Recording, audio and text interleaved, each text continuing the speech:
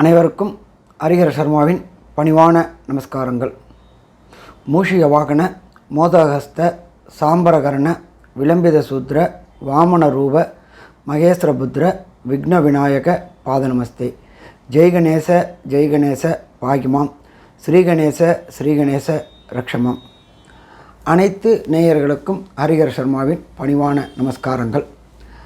வரப்போகிற 22ஆம் தேதி பாரத தேசத்திற்கே ஒரு பெரிய விடிவு கிடைக்கக்கூடிய நாள்னு சொல்லலாமா? விடிவு கிடைக்கக்கூடிய நாள்னே சொல்லலாம். ஏன் அப்படின்னாக்க, நம்மளுடைய பாரத நாடு பழம்பெரும் நாடு, நீரதன் புதல்வர் அப்படின்னு நம்ம சொல்லக்கூடிய பாரதி சொல்லக்கூடிய வசனம் பொருந்தக்கூடிய நாள். மிலேச்சியர்களாலும் ஆங்கிலேயர்களாலும் அயோத்தியில் ராம ஜென்மபூமி இடிக்கப்பட்டு புதிதாக கட்டப்பட்டு தொடங்கக்கூடிய நாள் வருகின்ற 22/1/2024.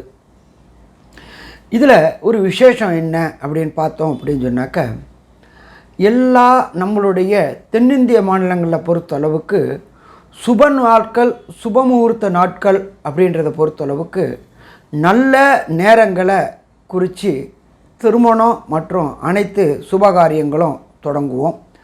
ராகு காலம், யமகண்டம், குளிகை நேரத்தை தவிர்த்து பாக்கி நேரங்களில் நல்ல மூர்த்த நேரமாக பார்த்து குறிப்போம்.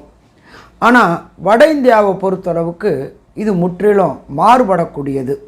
எப்படி மாறுபடக்கூடியது அப்படின்னாக்க, அபிஜித் முகூர்த்தம் அப்படின்னு சொல்லுவாங்க. இந்த அபிஜித் முகூர்த்தம் அப்படின்னா என்னன்ற சொல்கிறேன், அதுக்கப்புறம் ஒன்று ஒன்றா புரிஞ்சுக்கலாம்.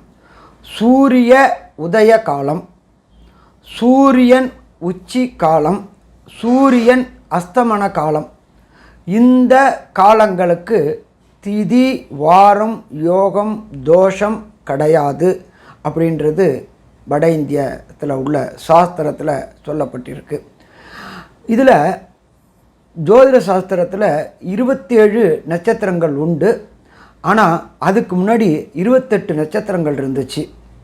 அந்த 28வது நட்சத்திரம் தான் அபிஜித் நட்சத்திரம்னு பேர். அபிஜித் அப்படின்னாலே வெற்றி தரக்கூடிய நட்சத்திரம் அப்படின்னு பேர். ஆனால் விம்சோத்தரி தசை வந்ததுலேருந்து இந்த அபிஜித் நட்சத்திரம் இது கொண்டாடப்படலை. ஆனாலும் வட இந்தியாவை பொறுத்த அளவுக்கு இந்த அபிஜித் நட்சத்திரத்தையும் சரி, அபிஜித் முகூர்த்தத்தையும் சரி கண்டிப்பாக ஃபாலோ பண்ணுவாங்க. இந்த காலகட்டங்களில் ராகு காலம், யமகண்டம், குளிகன் வந்தாலும் அந்த காலங்களுக்கு தோஷமற்ற நேரம் அப்படின்றது வட இந்திய சாஸ்திரங்களில் சொல்லப்பட்டிருக்கு. அபிஜித் நட்சத்திரத்தில் பிறந்தவங்களை அதிர்ஷ்டம் நிறைந்தவங்க அப்படிம்பாங்க, அன்புடன் இருக்கக்கூடியவங்க அப்படிம்பாங்க, கண்டிப்போட நடந்து கொள்ளக்கூடியவங்க அப்படின்னு சொல்லுவாங்க. அப்போ இந்த அபிஜித் முகூர்த்தம் அப்படின்றத பொறுத்தளவுக்கு 11:15 12:15 வரலும் எப்பொழுதுமே டெய்லி அபிஜித் முகூர்த்தம்னு பேர். இது அந்தந்த இடத்தின் சூரிய உதயத்தை பொறுத்து மாறுபடக்கூடியது. இப்போ அயோத்தியில் பொறுத்தளவுக்கு 12:20 அபிஜித் முகூர்த்தத்தில் பகவான் எம்பிரான் ராமபிரானுக்கு பிராண பிரதிஷ்டை பண்ணுறாங்க. அப்போ இந்த இதை பொறுத்தளவுக்கு இந்த முகூர்த்த நேரத்தில் பல தாய்மார்கள், உத்தரப்பிரதேசம் மட்டும் இல்லை, உத்தரப்பிரதேசம், மத்திய பிரதேசம் போன்ற வட இந்திய நாட்களில் வட இந்தியாவில் உள்ள தாய்மார்கள் அங்கே அவங்களுக்கு அருகில் உள்ள ஆஸ்பத்திரியில் சொல்லி எங்களுக்கு அந்த நேரத்தில் சிசேரியன் பண்ணி ராமபிரானுடைய ஜென்ம கும்பாபிஷேகம் பிராண பிரதிஷ்டை பண்ண நேரத்தில் எங்களுக்கு குழந்தை பேர் கிடைக்கிற மாதிரி பார்த்து கொடுங்க அப்படின்னு சொல்கிறாங்க.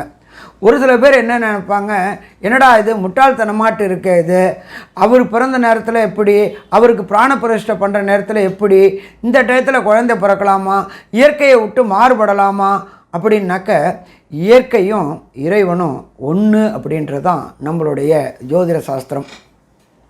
அப்போ இந்த காலகட்டங்களில் பிறக்கக்கூடிய குழந்தைகள் மிக சிறப்பான அறிவுடைய குழந்தைகளாக இருக்கிறதுக்கான வாய்ப்புகள் அதிகம்.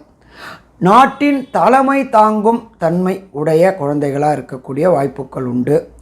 அபிஜித் முகூர்த்தத்தில் செய்யக்கூடியவங்க தாய் பிறக்கக்கூடிய குழந்தைகளுக்கு தாய் தந்தைக்கு கட்டுப்படக்கூடிய குழந்தைகளாக இருக்கக்கூடிய வாய்ப்புகளும் உண்டு. அடுத்தது பார்த்தோம் அப்படின்னாக்க இந்த குழந்தைங்க கல்வியில் சிறந்த குழந்தைங்களாக இருக்க வாய்ப்புகளும் அதிகம். தர்ம குணம் படைத்த குழந்தைகளாகவும் இருக்கக்கூடிய வாய்ப்புகள் உண்டு. இந்த காலகட்டங்களில் குழந்தைகள் பிறக்கிற குழந்தைகளுக்கு மருத்துவத்துறையில் மருத்துவராக பணிபுரியக்கூடிய வாய்ப்புகளும் கிடைக்கக்கூடியது. இதை பொறுத்தளவுக்கு இவங்களை தொடர் முயற்சி, நம்ம என்ன சொல்லுவோம், விடாமுயற்சி விஸ்வரூப வெற்றி அப்படிம்போம். இந்த அபிஜித் முகூர்த்தத்தில் பிறக்கிற குழந்தைகளை பொறுத்தளவுக்கு விடாமுயற்சி செய்யக்கூடிய காலகட்டங்கள். அப்போ இவங்களை பொறுத்தளவுக்கு கண்டிப்பாக பெரிய லெவலில் வரக்கூடிய வாய்ப்புகள் உண்டு. இந்த அபிஜித் முகூர்த்தத்தில் திருமணம் பண்ணலாமா? பண்ணலாம். ஆனால் நம்மளுடைய தென்னிந்தியாவை பொறுத்தளவுக்கு சூரியன் உச்சைக்கு வந்த பிறகு திருமணம் பண்ண மாட்டாங்க. ஆனால் வட இந்தியாவில் பொறுத்தளவுக்கு சூரியன் உச்சைக்கு வந்துட்டாலும் அது திதி வாரம் யோகம் தோஷமற்ற காலம் அப்படின்றது அந்த ஜோதிட சாஸ்திரத்தில் சொல்லப்பட்டிருக்கு. அப்போ திருமணம் இந்த காலகட்டங்களில் செய்யலாமா? திருமணம் இந்த காலகட்டங்களில் செய்யலாம். இதை தவிர பார்த்தோம் அப்படின்னு சொன்னாக்க அடுத்தது புதுமனை பூஜை போடக்கூடிய நேரமாக புதுமனை பூஜை கூடிய நேரம். வித்யாரம்பம்னா குழந்தைகளுக்கு கல்வி ஆரம்பக்கூடிய காலகட்டங்கள். அடுத்தது ரெண்டாவது பார்த்தோம் அப்படின்னு சொன்னாக்க புதிய தொழில் தொடங்கக்கூடிய நேரமும் இந்த காலகட்டங்களில் உண்டு. அதே போல் இருக்கின்ற தொழிலை விரிவாக்கம் பண்ணக்கூடிய காலகட்டங்கள். நான் பண்ணுற தொழிலை விரிவாக்கம் பண்ண போகிறேன், புது கடை தொடங்க போகிறேன், இருக்கிற கடையை விரிவாக்கம் பண்ண போகிறேன் அப்படின்னு இந்த காலகட்டங்களில் அபிஜித் முகூர்த்தம் அப்படின்ற வெற்றி முகூர்த்தத்தில் காலகட்டங்களில் பண்ணினோம்னாக்க கண்டிப்பாக தொழில் அபிவிருத்தி ஆகும்.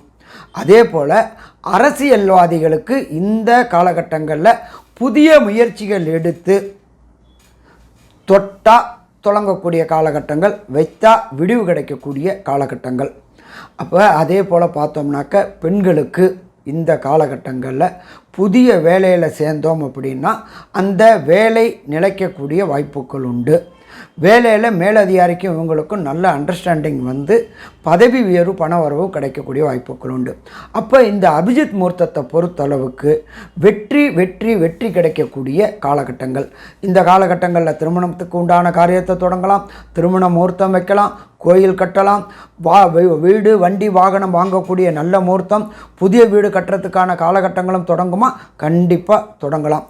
வெற்றி வெற்றி அப்படின்றது அபிஜித் முகூர்த்தத்தில் செய்யக்கூடிய காலகட்டங்கள். இந்த காலகட்டங்களில் தான் நமது பாரத பிரதமர் திரு நரேந்திர மோடி அவர்கள் நம்மளுடைய பால லல்லா அதாவது ராமர் குழந்தை விக்கிரகத்தை பிராண பிரதிஷ்டை செய்யக்கூடியவங்க. இந்த நேரத்தில் அதுக்கு தான் அவங்க இந்த ராமர் தொடர்புடைய ராமேஸ்வரம், ஸ்ரீரங்கம், தனுஷ்கோடி இதெல்லாம் போயிட்டு 11 நாள் விரதம் இருந்து பூர்த்தி ஆகிறாங்க. இப்போ இந்த நேரத்தில் இவங்க தொடங்கக்கூடிய காலகட்டங்கள் அத்தனையும் வெற்றி கிடைக்கக்கூடிய காலகட்டங்கள். அப்போ இந்த அடுத்து வரக்கூடிய பாராளுமன்ற தேர்தலில் ராமர் அவர்கள் இந்த அபிஜித் முகூர்த்தத்தில் என்ன காரியம் நினச்சி நம்ம பாரத பிரதமர் தொடங்குகிறாங்களோ அது வெற்றி கிடைக்கக்கூடிய காலகட்டங்கள். இதுவரை பொறுமையாக கேட்ட நேயர்களுக்கு ஹரிஹர சர்மாவின் பணிவான நமஸ்காரங்கள்.